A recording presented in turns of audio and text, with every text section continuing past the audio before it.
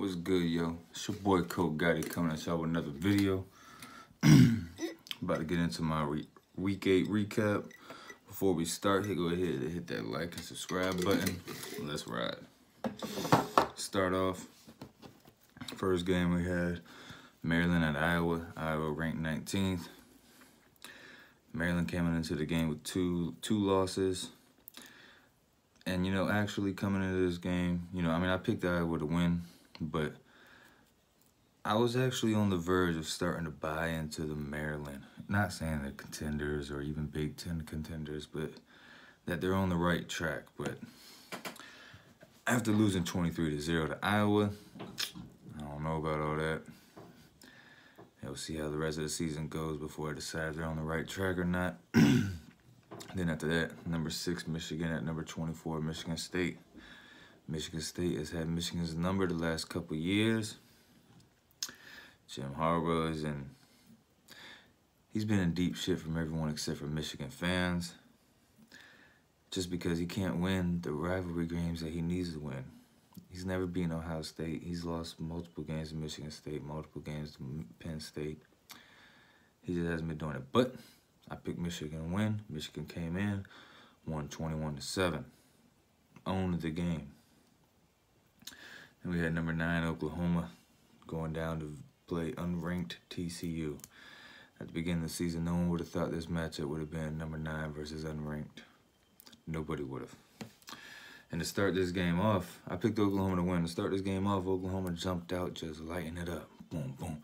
It was looking like it was about to be a blowout. And TCU came back, scored.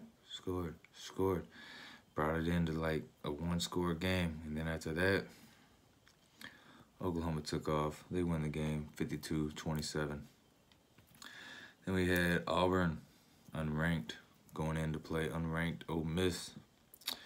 Auburn's been on the downhill. They got a lot of drama going on. I picked Ole Miss to win. I just figured with everything going on with Auburn and that offense that Ole Miss got, Ole Miss would be able to pull it out. Didn't happen. Auburn beat the shit out of them boys 31-16. Then we got unranked Colorado going in to play 15 Washington. And I've been saying it all year. I haven't been impressed with Washington. I picked them to win this game. Haven't been impressed with them. But Colorado, come on. I don't care if they just caught their first loss to USC. They just caught their second. Washington beat them boys 27-13. Then we had the number 16 ranked North Carolina State against number 3 Clemson. I picked Clemson to win this game. I'm not sold on North Carolina State. I do believe they're a good team, but I'm not sold on them boys. I believe if it wasn't for that hurricane, North Carolina State would have 2 L's right now. But Clemson beat them boys 41-7. Annihilated them. Dominated the whole game. Gave them a pity touchdown at the end. Then we had number 22, Mississippi State, going in to play number 5, LSU. I picked LSU to win. I was thinking Mississippi State was going to give them some problems, which they kind of did. LSU got, 1 touchdown and 4 field goals. Mississippi State just had a field goal. 19-3 was the final score. If Mississippi State could have just got some offense going, maybe they could have won. But Nick Fitzgerald is ass. I'm sorry, Nick. You're from the 912 just like me. I'm sorry I got to put it like that, man, but you're ass. In college, you have your moments where you look great. But at the quarterback position, you're just ass. Then we have number 12, Oregon, going in to play number 25, Washington State. Oregon coming off of that big win against Washington.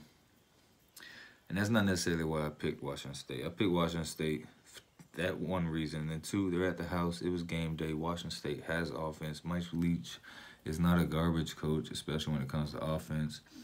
And Oregon, they're good, but they're just up and down right now, So I just picked Washington State. They won 34-20.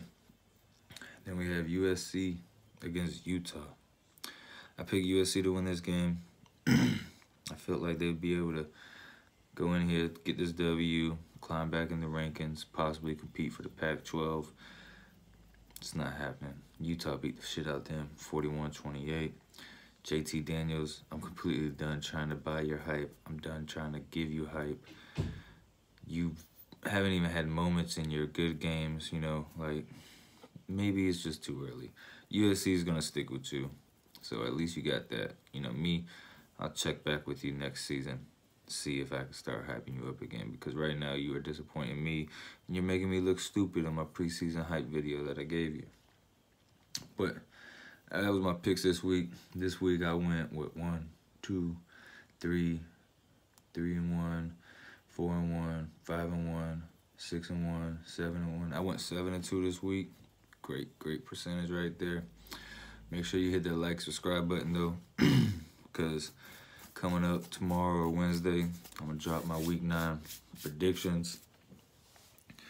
Now that this week's out the way, I'm gonna go ahead and make my my updated playoff predictions. And then, since it's a special week, since it's the week of the Georgia-Florida game, I have me a Georgia-Florida hype video coming up this week. So hit that like and subscribe button so that way you don't miss out on any of these videos, though. It's your boy, Cole Getty, and I'm out.